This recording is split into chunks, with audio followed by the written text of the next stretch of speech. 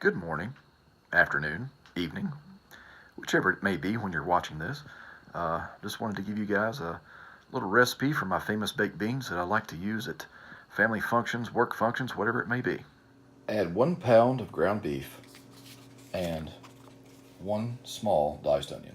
Brown ground beef and onions over medium heat until desired. Now, as you can see, I use really lean hamburgers, so I don't have a lot of grease. So I have drained what I wanted to out of it. I want to keep the rest just to make it a little bit more tasty. Okay, next, you just want to get about 100 ounces total of baked beans. And this can be any kind of baked beans that your family enjoys. So today I used mostly Bush's and Bush's grilling beans. So that was the 2 larger cans and the 2 smaller cans that equaled up to 100 ounces. So mix them up really well. I'm not one to measure, so the next may be just your personal choice. I've got about a handful of brown sugar that I'm just going to put in and sprinkle all over the top, and I'll mix it in just a second. I usually like to buy my own pimentos and dice them myself, just because it cuts down on the water. So that's what I've done here. So that's about 7 ounces of diced pimentos, and you just want to put those in as well. And you can see it kind of colors it up a little bit. Next is the kind of little weird thing. I've got 4 hot dogs that I've sliced up. And this is really what my family likes, to have just a little bit of extra hot dog on their picnic or whatever. So these are just really cheap hot dogs. You don't have to go extravagant. And you cut up, with 100 ounces, I usually cut up around 4. Now next, we're going to add the ground beef and the onion that we just browned on the stove.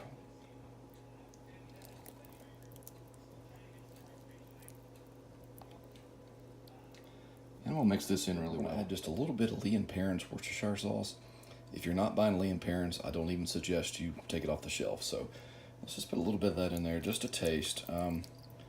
It really depends on how much that you really like the Worcestershire sauce. You can admit it. I used to just add it just a little bit, just to put just a little bit of a bite, and it really pays off in the end. Add the signature part of it. I actually use Log Cabin Original Syrup. And I put some in there just to give it a little bit more of that mapley sweet flavor. And when it bakes, it just cooks into the juices, and it tastes really, really good. Next, I'm going to add some Grill Mates Bacon Chipotle Spice.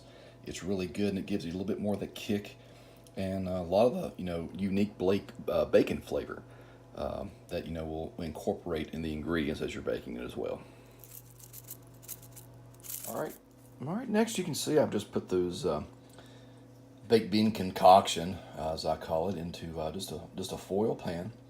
And this is probably the most important aspect of the whole recipe. You want to let everything sit for at least a good hour.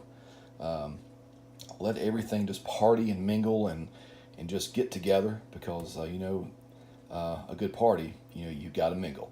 So let's let this sit, marinate in itself, and after about an hour, maybe hour and a half, I'll be back, and we'll show you what you'll do from then on out. All right, it's been about an hour and a half. Now I've went ahead and laid about 4 or 5 strips of bacon on top right before I put it into the oven.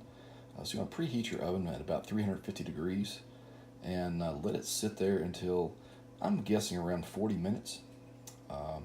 Then you can check it at 40 minutes, and if you think it needs a little bit more time, you can do it as you see fit. So, but usually around 40 minutes, it's usually about ready to come out of the oven. So let's put this in the oven, and I'll show you the finished product. And there you have it, after probably around 30 to 35 minutes on about 4 to 450, really depending on how your oven heats. That's the finished product. So hope you enjoy this little recipe, and you take care.